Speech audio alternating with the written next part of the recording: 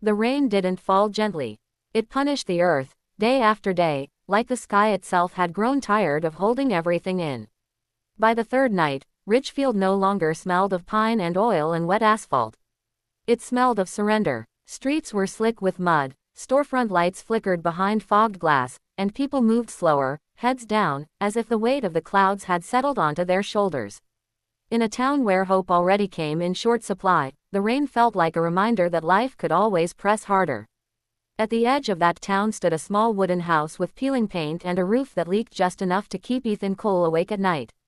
It wasn't much, but it was home. Ethan lived there with his 9-year-old son, Liam, the center of his entire world. 5 years earlier, this house had been louder. There had been laughter drifting from the kitchen, music humming through the walls, and a woman whose presence made even the smallest space feel warm. Then illness came quickly and without mercy, stealing Ethan's wife and leaving behind silence that never fully went away. Since then, Ethan's life had narrowed to simple routines. Wake before sunrise, pack Liam's lunch, drop him at school with a smile that tried to hide worry.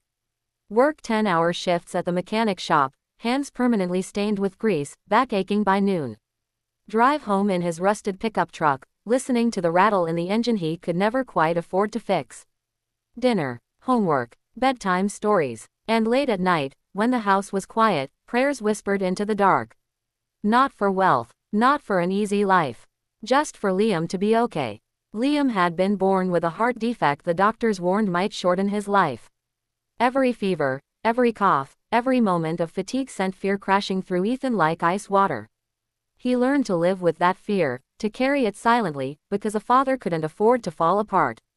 He had already lost too much. That third night of rain, Ethan was driving home later than usual. A customer's car had refused to cooperate, and overtime meant groceries for the week. The road was nearly empty, headlights cutting tunnels through sheets of water. Then he saw it, a black shape twisted unnaturally against a tree just beyond the shoulder. Smoke curled into the rain, thin and desperate, like a signal begging not to be ignored. Ethan didn't think. He braked hard, heart slamming against his ribs, and pulled over. His boots splashed into mud as he ran toward the wreck. The car was expensive, sleek even in ruin, its hood crumpled like paper. Inside, a boy lay motionless, blood streaking his forehead, rain dripping through shattered glass onto his pale face. Nearby, a man in a soaked suit paced frantically, phone pressed to his ear, voice breaking as he begged someone on the other end to hurry. Ethan pushed past the fear clawing at his chest and checked the boy. No pulse, no breath. The world narrowed to a single unbearable truth. This child was slipping away. His hands trembled as he pulled the boy free and laid him on the wet ground. Memories surged without permission. Hospital rooms, machines beeping, Liam asleep with wires taped to his chest. Ethan forced the thoughts aside and began compressions, counting under his breath, each push an act of stubborn defiance against fate. Rain plastered his hair to his face, soaked his jacket, but he didn't stop. His arms burned, his shoulders screamed. He breathed for the boy, once, twice, tasting rain and blood and fear. Then, like a spark in the dark, the boy gasped. It was small, fragile, but it was life. Ethan collapsed back on his heels, chest heaving, disbelief flooding him as the boy's breath evened out. Sirens wailed in the distance, growing louder, cutting through the storm. Paramedics rushed in moments later, taking over with practiced efficiency. One of them looked at Ethan with wide eyes and something like reverence, telling him quietly that without those minutes, the boy wouldn't have survived. Ethan didn't stay. He didn't wait for thanks or explanations. He walked back to his truck, soaked and shaking, and drove home through the rain, replaying the moment over and over. By the time he tucked Liam into bed that night, exhaustion settled over him like a heavy blanket. He kissed his son's forehead and whispered a prayer of gratitude he couldn't fully explain. 3 days later, the rain finally stopped. The phone call came while Ethan was elbow-deep in an engine, the shop radio murmuring softly in the background. The voice on the line was calm, precise, and utterly out of place in his grease-stained world. The family of the boy he helped wanted to meet him. Transportation would be arranged. Before Ethan could even ask what that meant, the line went dead. That evening, as the sun dipped low and painted the clouds orange, a sound rolled across Ridgefield that no one could ignore. Helicopter blades thudded the air into submission. People spilled out of shops and homes, pointing, whispering, stunned as the aircraft descended near the town square.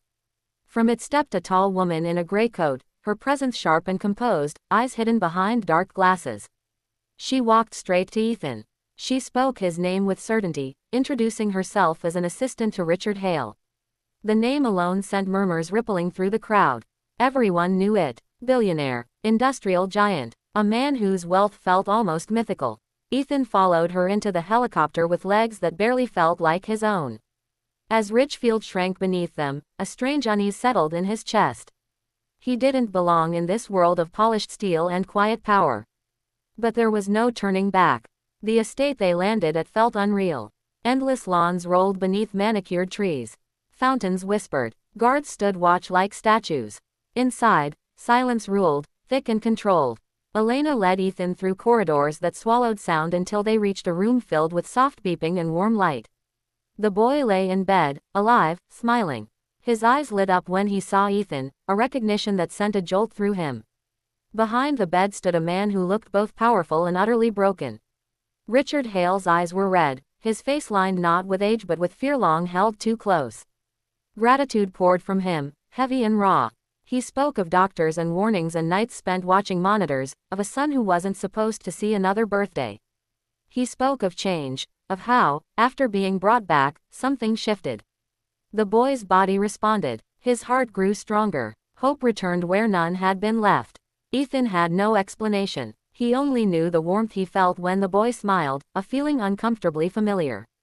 That night, amid chandeliers and candlelight, tension lingered beneath the luxury. Elena watched Ethan closely, as if weighing him. Later, away from the others, she told him the truth. The boy had been clinically dead for 2 minutes.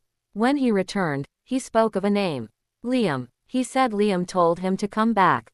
The world tilted. Ethan's thoughts raced to his son, to the quiet improvements he'd noticed lately, the way Liam seemed to run a little longer, laugh a little harder. Doctors hadn't explained it. Ethan hadn't questioned it. He'd simply been grateful. Richard Hale offered him money the next morning. Enough to erase every worry Ethan had ever known. Ethan refused. Not out of pride, but out of clarity. He hadn't saved a life for reward. He'd done it because he was a father who knew what it meant to lose everything. When Ethan returned to Ridgefield, life looked the same, but it felt different. People whispered. News traveled fast. Yet evenings still ended the same way, with bedtime stories and quiet moments that mattered more than headlines. One night, as Ethan tucked Liam in, his son spoke softly of a dream. Of a lost boy, of telling him to go back, because his father still needed him. Ethan stood at the window later, watching a distant helicopter fade into the night, heart full and aching all at once. He didn't know how the world worked. He didn't need to. He only knew that love had a way of reaching across impossible distances. And maybe that was the miracle. If this story moved you, if it reminded you that even the smallest act of kindness can change lives in ways we may never fully understand, take a moment to like this video and subscribe to the channel.